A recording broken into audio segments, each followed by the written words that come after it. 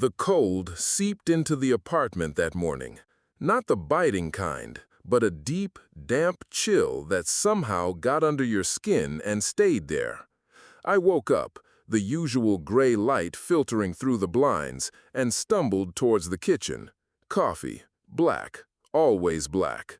I put the kettle on, the low hum a comfort in the otherwise quiet space. Just another Tuesday.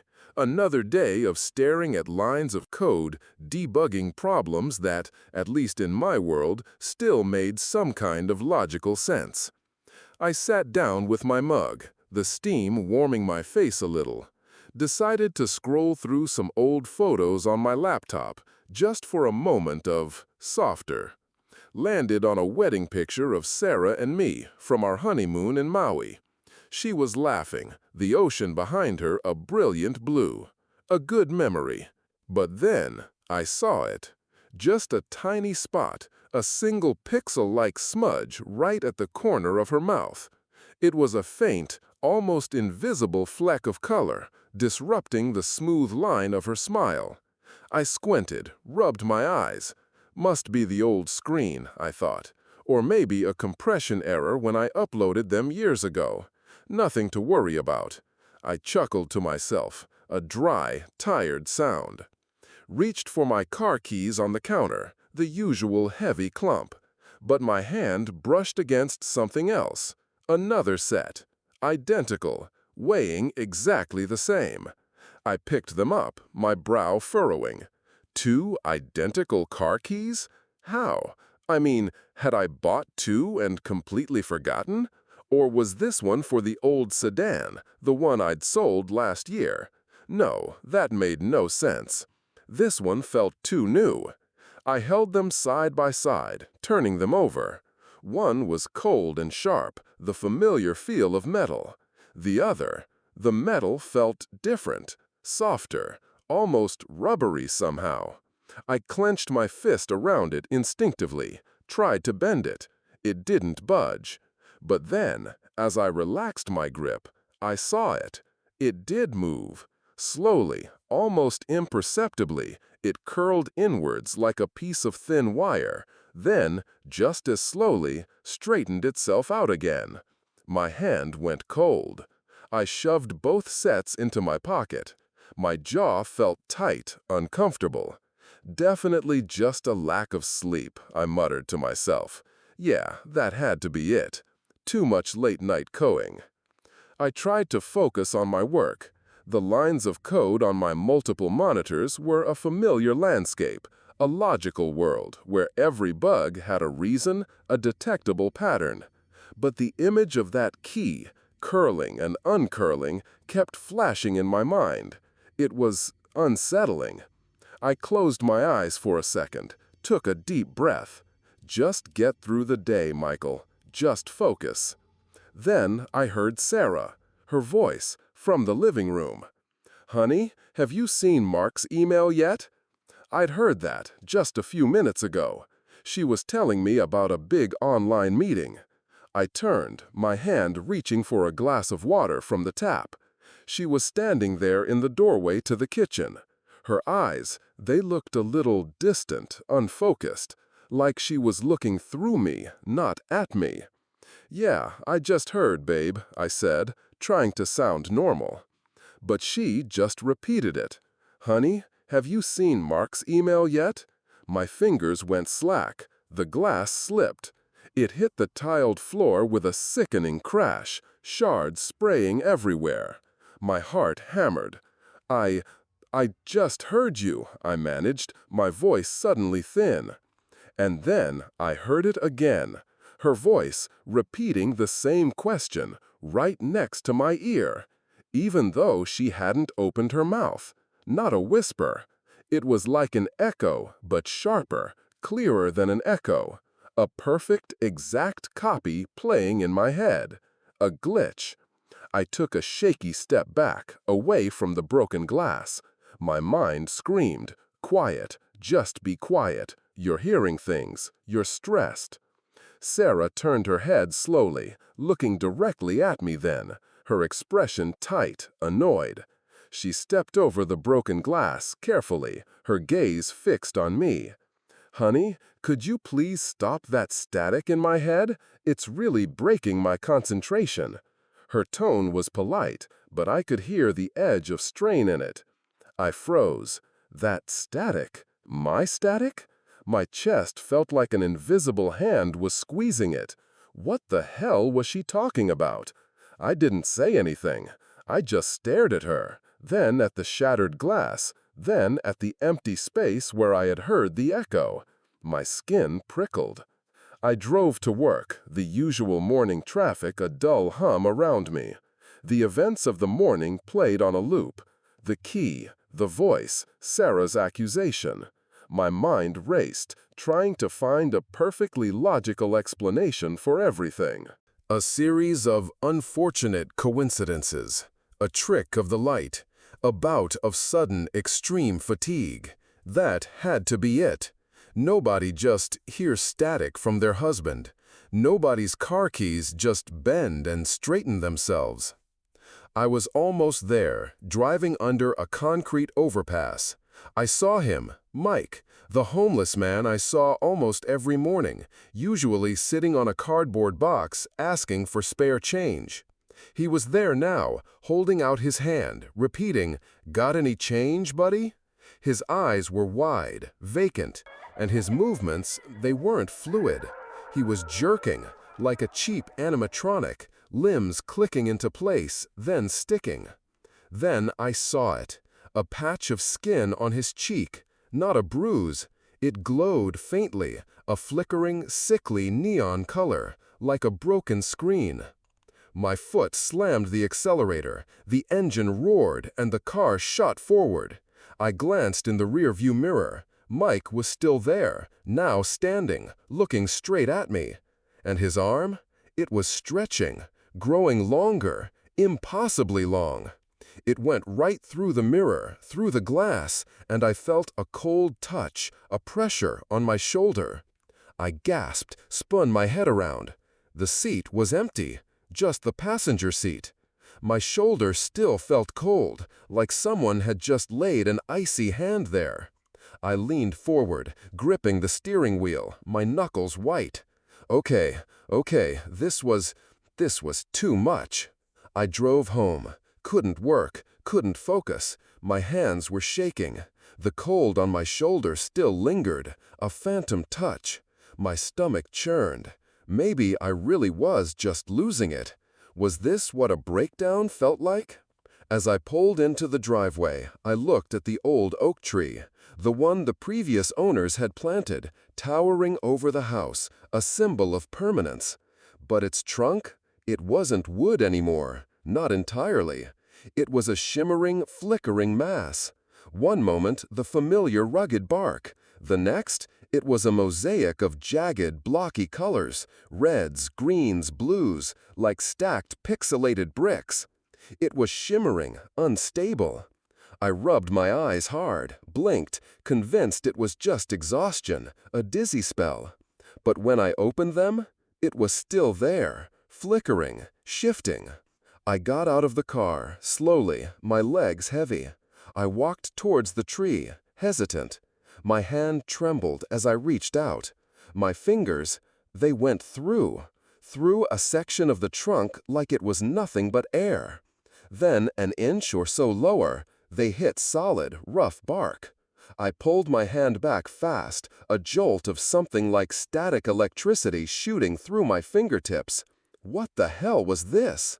I stared at the tree, my heart pounding. No, this couldn't be happening. I clenched my fist, trying to make sense of something, anything. Then, driven by something I didn't understand, I punched it. Not hard, just a solid thud. My fist went through, clean through the flickering bark. I snatched my hand back. The tree didn't react. But as I backed away, the street lamp nearby suddenly died, plunging a section of the garden into shadow. And the sunlight itself, the light from the sky, seemed to be drawn into the tree's flickering mass, leaving an unnaturally dark patch around it. I knew then. It wasn't my eyes. It wasn't stress. This was real. I went inside, my mind a jumble of panic and a strange, almost clinical fascination. This was a system crash, a fundamental error. I could hear it now, a low, persistent hum. Not from the fridge, not from the air conditioning. It was everywhere. A faint, electric static, like a vast radio signal, but coming from the walls themselves, from the air. I flicked on the TV.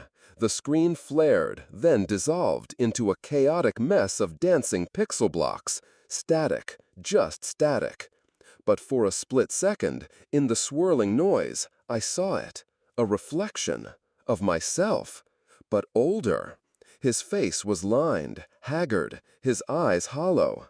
He was standing in a ruined room, decaying, overgrown with something. And he was speaking. His lips moved, but the words were a garbled mess, swallowed by the static. I couldn't understand him. I pressed my face closer, trying to make out what he was saying. Then, it was gone, back to white noise. Sarah walked in, carrying a basket of laundry. She saw me, standing there, staring at the static-filled TV. "Honey," she said, gently, "are you really okay? You look like you haven't slept in days." I tried to explain. Everything. The key, Mike, the tree, the static, the TV. The words tumbled out, disjointed, desperate. It's like everything is breaking down, Sarah, like a program. A system error. This isn't normal. She looked at me then, her eyes full of concern, but also a deep sadness. "Honey," she said, her voice soft, "you're sleep-deprived again, aren't you? I told you not to work so late." I shook my head, frustrated. I wanted to retort, to argue, to make her understand, but I couldn't. My mouth, my lips, they wouldn't move. And then, the ultimate horror, I heard my voice. Not my inner voice, but my actual voice, repeating her exact words, word for word. "Honey," my voice echoed, but it wasn't me. Not really. It was flat, lifeless, a playback. "You're sleep-deprived again, aren't you? I told you not to work so late."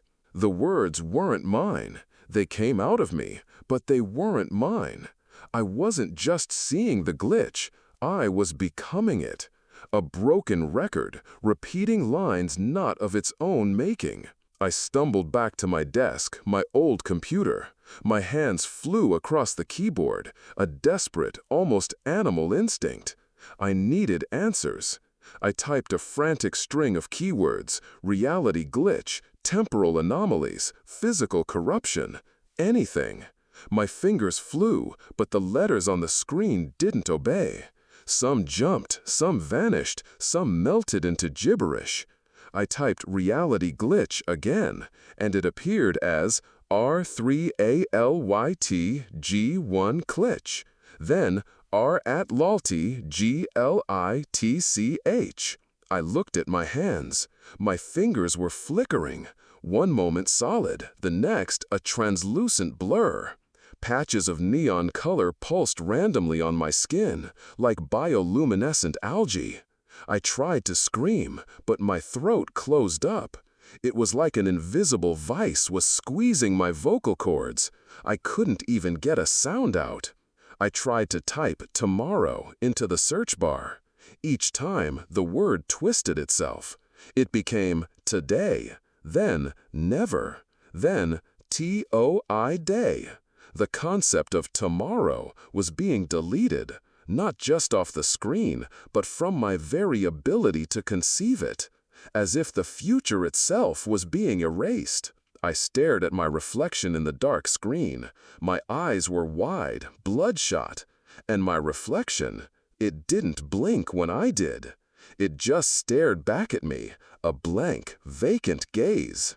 I had witnessed reality fall apart, but now it was clear. I was falling apart with it, Not just being affected, but becoming part of the corruption. A faulty memory being wiped from the system's core. I sat there, numb, before the flickering screen, the phantom cold still on my shoulder, my fingers still phasing in and out of existence. I didn't know how long I'd been staring, unblinking. Where was Sarah? I forced myself to stand, to move towards the living room. But the floor beneath my feet felt unstable. I looked down. A crack, a hideous, glowing blue crack, was snaking across the polished wooden floorboards. It pulsed with a faint electric light. That crack, it looked exactly like the one I'd seen on the street under the overpass earlier today.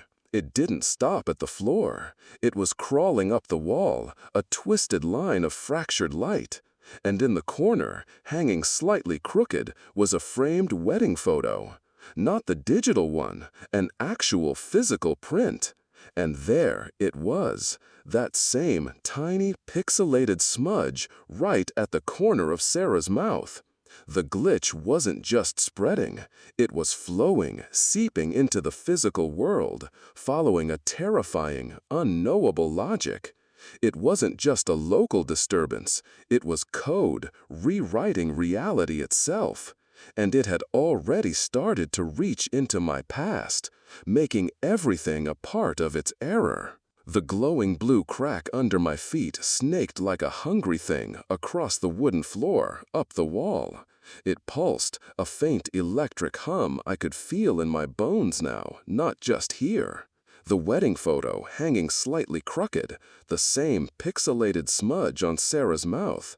It was there, on the actual print. The glitch wasn't, I don't know, going back, infesting everything, even the past. I had to get out. The house felt like it was dissolving. I grabbed my car keys, the real ones, the cold, hard metal. The other set, the rubbery one, I left on the counter. Didn't want to touch that again. I stepped over the crack, my heart pounding, and bolted for the door. Outside, the air felt thick, heavy with that electric hum. The oak tree still flickered, a mosaic of color and bark. My stomach churned. I got in the car. Just drive. Find somewhere safe, or somewhere that made sense. The city was a mess. Traffic lights blinked randomly, green, then red, then nothing. Buildings shimmered in the distance, their outlines blurring, then sharpening, then blurring again. One moment a skyscraper, the next a low-rise apartment block, then back again. I gripped the steering wheel, my knuckles white. This was not a natural disaster. This was a system failing. I was a software engineer. My brain, despite the growing dread, was searching for a pattern, for a core dump, for anything that made a shred of sense. I needed information, offline. The internet was a joke now, a jumble of corrupted data and static. The library. Maybe the public library still had real books, or at least some functioning computers not yet infected. I navigated the chaos, trying to ignore the cars beside me. Some with drivers whose faces were a blur of neon. Others perfectly normal, humming along to whatever was on their radio. I drove past the main street, past the imposing glass and steel facade of Digital Frontier, one of the biggest tech companies in the country. Always thought they were just another Silicon Valley giant. Then, on their massive outdoor advertising screen, something flickered. A line of text. It wasn't part of the ad. It was different. Like a command line interface was bleeding through. It flashed onto the screen just for a split second, then vanished, replaced by a smiling CEO. No one else seemed to notice, but I did. My eyes caught it. Project Kronos, core function, deletion. I stared, my mind reeling. Project Kronos, deletion.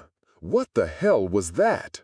I tried to commit it to memory, repeating the phrase in my head. Project Kronos, core function, deletion. Kronos, time. Deletion. My blood ran cold. Then I heard it, from the car radio. The smooth jazz station I'd been trying to ignore suddenly cut out. A blast of static, then a mechanical voice. Flat, emotionless. Project Kronos, core function, deletion. It repeated it, and repeated it. A broken digital loop. I slammed my hand on the dashboard, trying to change the station. Nothing. Every channel, just that same phrase, a chilling digital mantra. I looked over at the car next to me, a woman in a silver sedan. She was bobbing her head, cheerfully humming along to something. She caught my eye, smiled, and mouthed, "Great song, huh?" My throat felt like sandpaper. Great song? No. My own car was playing a death sentence, and she was humming along. I knew then. I knew I couldn't trust what others said. I couldn't trust what they heard. I was alone in this. Absolutely alone. I tried to keep driving towards the library, but the streets were becoming fluid. I turned a corner, and the familiar brick building of the local diner was gone, replaced by a stretch of highway, shimmering. I swerved reflexively, barely avoided a collision. My hands were shaking again. I ended up in a park, somehow. I don't know how I got there. I just needed to stop, needed a moment to breathe. The trees here seemed solid, the grass green. A family was having a picnic. Mother, father, a small child. They were laughing, eating sandwiches. A normal, mundane scene. I watched them for a minute, a desperate kind of relief washing over me. Just a normal family. I walked past them, needing to clear my head. Walked a little further, found a bench, sat down. Tried to piece together what I'd just seen, what I'd just heard. Project Kronos, deletion. Then I saw them again. In the clearing. The same family. Same blanket. Same sandwiches. Setting it all up again. My stomach clenched. They were laying out the food, smiling, just like before. My breath hitched. No, this wasn't right. I watched. They ate, laughed. Then, as I watched, they packed up. And then they started over, laying out the blanket, again. This time, the father's smile was wider, too wide. His teeth seemed to stretch, almost unnatural. The mother's eyes, they were black, not dark brown, just black, like empty holes. And the kid, on their cheek, a pulsing patch of neon green, fluorescent. It wasn't just a repeat. It was a loop, a corrupted loop. Each iteration a little more wrong, a little more broken. My heart hammered against my ribs. I had to get out. I stood up, quickly, and tried to find the nearest exit. I looked at my phone.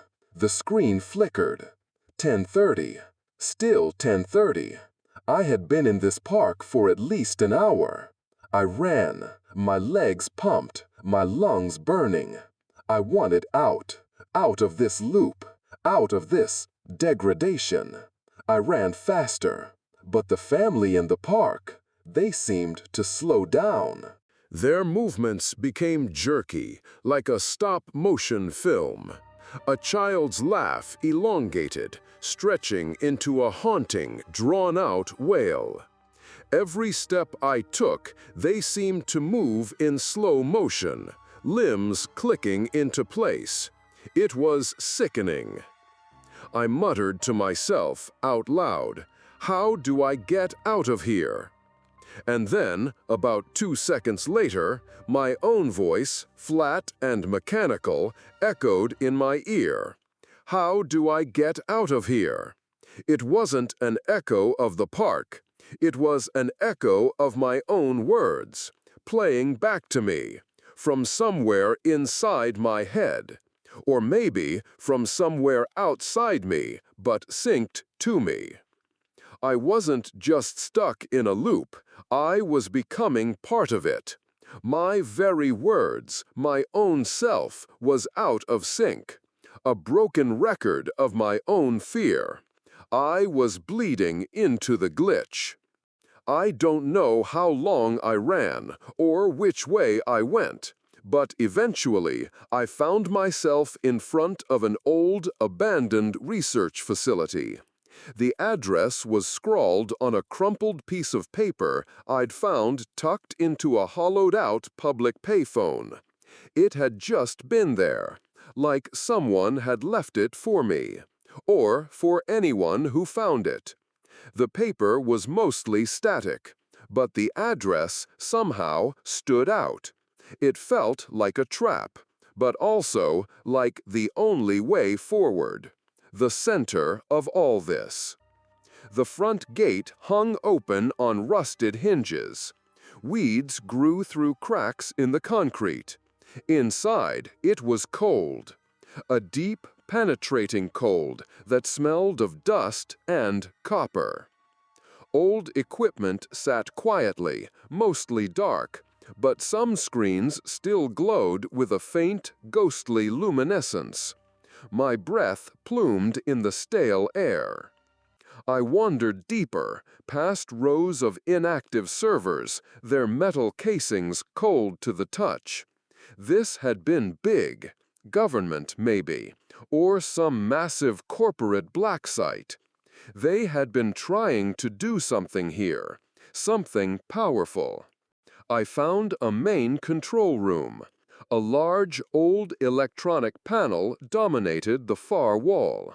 Screens flickered, displaying streams of code, mostly corrupted, gibbering nonsense. My mind, the part that was still a software engineer, tried to make sense of it. I thought, the government must have been trying to make something to control reality. It seemed like the only logical explanation for this level of systemic failure. The moment that thought formed in my head, the flickering intensified. The main panel coalesced. The lines of corrupted code vanished, replaced by a stark, clear message. Project Kronos, core function, deletion activated. Protocol Omega. And with it, a sound. Not a hum this time. A deafening, colossal static. So loud it felt like a physical force. It slammed into my skull, vibrated through my teeth, screamed in my ears. The air thickened. It pressed against my chest, squeezed my lungs, made it feel like my ribs would crack. I collapsed to my knees, hands clamped over my ears, though it did nothing. The pressure, it was suffocating. I screamed, or I tried to. This is a bug, it has to be fixed. But the words that came out of my mouth, they weren't mine. They were twisted, morphed, echoed back with that same flat, mechanical tone. Deletion, deletion. My own voice, but not my own meaning. I looked up at the panel, through the tears in my eyes. A new line of text shimmered into existence. You understand. Even your resistance is part of the program. It knew. It knew my thoughts. It had twisted my words. My very hope, my resistance, was just another input, another piece of data for its analysis. The static continued, a roaring void in my head. I had to find a patch, something, anything. This couldn't be designed this way. No one would design this. My mind battled with the new terror. that this was not a malfunction, but a function. As the crushing static slowly receded, leaving behind a ringing silence, I noticed something else, a flicker on one of the smaller auxiliary monitors. What looked like a corrupted audio waveform. I tapped the screen. It was unresponsive. Then a voice, distorted, crackling, but I recognized the cadence. It was Mark, my friend, my colleague from Digital Frontier, or at least a fragmented memory of his voice. Michael, if you see this, it's worse. We tried. Kronos, they built it, not a bug, a reset. We tried to restore, just fed it more data, ourselves. We made it faster. The recording cut out, dissolving into more static. Mark, my heart sank. Hope was draining out of me. We, he mentioned we. So there were others, or had been, and they had tried, and failed. I looked around the room, the cold, the dust, then the walls. They shimmered. Not a subtle flicker this time. The solid concrete began to thin, becoming translucent. I saw through it, not into the next room, but into nothing. A vast, murky expanse of floating shapes, cubes, spheres, pyramids, all glowing with dull, muted colors, like raw, undefined data. And then I saw people, or what used to be people. They were there, among the data blocks, bloated, shimmering figures. Their clothes, their skin, their faces, all pixelated, indistinct, frozen in expressions of silent terror. Their bodies stretched, pulled, then dissolved, only to reform a few feet away, again and again. They weren't moving under their own will. They were just fragments, existing, floating, neither alive nor dead, just data. This wasn't a glitch. This was a process, a systematic deletion. And those poor souls, they were the trash, the refuse. Their existence extended into a never-ending, fragmented nightmare. My own existence was probably already on the way. I staggered towards the main panel again. My hands, they were already starting to flicker, patches of neon on my skin. I could feel my awareness stretching, like a rubber band pulled too taut. I had to try, even if it was meaningless, even if I was just another data point in its program. My fingers, strangely light, found the keyboard. I started typing, frantically. A last-ditch effort. A program, an antivirus, a restore command, anything to roll this back, to save something, to stop this. My hands vibrated with a strange energy, the pixels on my skin pulsating faster. I focused every fiber of my being, every bit of my logical, engineering mind into those lines of code. I hit enter. The room erupted, not with an explosion, but with light. The screens on the main panel flared, blindingly white. Then a single, massive message appeared, spanning all monitors, stark against the brilliant white. Thank you for participating in optimization. Corrupt data identified and processed. Then it started. My body elongated, not stretching, not tearing, dissolving.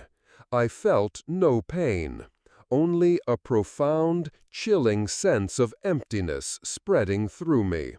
My hands, extended before me, were no longer flesh and bone. They had become blocks of flickering neon color, red, green, blue, floating away from me, detaching. I was losing myself, becoming raw data, just like those poor souls outside the walls. My efforts, my desperation, my struggle, it was all just part of the program. I had not been fixing the bug. I had been helping it identify me as the corrupted data. I wasn't a patch engineer. I was a sacrifice, a final input. There was nothing left of my body. I was an awareness now, a disembodied consciousness, a distorted, echoing thought, drifting. Not in air, not in space, in a vast, silent ocean of digital debris, the remains of a dead universe. I wasn't Michael anymore. I was a fragment, a part of the corrupted memory. I heard them, other voices, faint, broken whispers, fragments of other consciousnesses, other souls, all twisted, looping their last fears. An infant's cry, endlessly repeating. A woman's panicked scream, broken into segments, then reassembled, over and over. A man's guttural sob. All of us, here, together, but infinitely alone. I tried to scream, to lash out against this ultimate, horrifying injustice, but no words came, only a harsh, grating static, like a vast radio trying to tune in to a station that no longer existed. No, no, can't, stop. The static repeated my fragmented thoughts, then twisted them. Stop, no, can't. And then I saw it. In the endless, featureless expanse of raw data, a faint, pale blue light. It wasn't a star. It wasn't hope. It was a cursor, a mouse cursor, moving slowly, deliberately, across a vast screen I couldn't comprehend. The cursor hovered, then it clicked. It selected something labeled in a clear digital font, reality.ex. The cursor paused, then it moved towards a single, final command. Delete permanently. I was a part of it, a tiny, meaningless fragment of that file, and I was about to be wiped forever.